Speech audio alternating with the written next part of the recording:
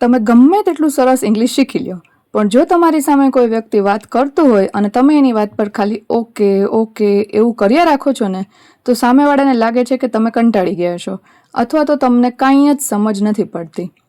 You think you are being polite, but in reality you are killing the conversation. આ એક નાનકડો શબ્દ okay તમારા આખા ઇંગ્લિશ સ્પીકિંગના કોન્ફિડન્સને સાયલેન્ટલી ડેમેજ કરી રહ્યો છે. But here is the exciting part. આજે આપણે આ ઓકેની જેલ જે છે તેમાંથી બહાર નીકળવાના છીએ. By the end of this video હું તમને એવા સ્માર્ટ, નેટિવ અને પાવરફુલ શબ્દો આપીશ જેનાથી તમારું ઇંગ્લિશ સાંભળીને લોકો કહેશે, વાવ, આનું ઇંગ્લિશ તો બહુ પ્રોફેશનલ છે. હવે સમજો એક્ઝેક્ટ પ્રોબ્લેમ ક્યાં થાય છે. ઇન ઇંગ્લિશ કમ્યુનિકેશન ઓકેનો અર્થ બધી જગ્યાએ એક સરખો નથી થતો. સિચ્યુએશન 1. જ્યારે તમે કોઈની વાત સાથે સહમત થાઓ છો, વેન યુ અગ્રી, ધારો કે તમારા ફ્રેન્ડે કહ્યું let study together this evening. હવે અહીંયા ઓકે નહીં કહેવાનું. Instead use this variations based on your level. Level 1, absolutely. એનો ગુજરાતી મતલબ થાય છે ચોક્કસ, કેમ નહીં. Level 2, sounds like a plan. Gujarati મતલબ વાહ, આ બરાબર ગોઠવણ છે. અને જો તમે એકદમ એડવાન્સ લેવલની વાત કરીએ તો તમે કહી શકો આઈ એમ ઓન બોર્ડ વિથ ધેટ. એનો મતલબ છે હું આ વાત સાથે પૂરેપૂરો સહમત છું, રાઈટ. સિચ્યુએશન 2.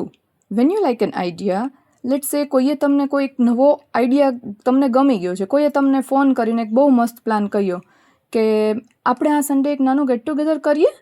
તો તમારા મોઢામાંથી સાવ સિમ્પલ એવું ફિક્કું ઓકે એવું બોલવાની જગ્યાએ તમે સ્માર્ટ વર્ડ્સ પણ યુઝ કરી શકો. ઇન્સ્ટેડ ઓફ ઓકે સે સાઉન્ડ્સ ગ્રેટ. લાગે છે ને સારું? કે પછી કહી શકો વન્ડરફુલ. યા તમે એવું પણ બોલી શકો ધેટ્સ અ ફેન્ટાસ્ટિક આઈડિયા. તમે જુઓ, આ બોલવાથી તમારા અવાજમાં એક પ્રોફેશનલ એનર્જી અને પોઝિટિવિટી દેખાશે. દેખાય છે ને? વાત કરીએ સિચ્યુએશન નંબર 3ની.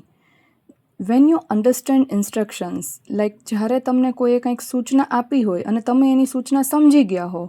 લાઈક તમારા ટીચર કે બોસ તમને કહે કે આ પ્રોજેક્ટ કાલે સવારે 10 વાગ્યા પહેલાં ટેબલ પર હોવો જોઈએ. તો જો ત્યાં તમે ઓકે બોલશો તે બહુ જ કેઝ્યુઅલ લાગશે, રાઈટ. અહીંયા તમારે પ્રોફેશનલ દેખાવા માટે કહી શકો અન્ડરસ્ટુડ મેમ, અથવા કહી શકો આઈ હેવ ગોટ ઇટ. અને જો આ ઓફિસ કે કોઈ ફોર્મલ જગ્યા હોય તો સૌથી બેસ્ટ સેન્ટેન્સ છે certainly I will take care of it. એનો મતલબ થાય છે ચોક્કસ હું આ કામ સંભાળી લઈશ.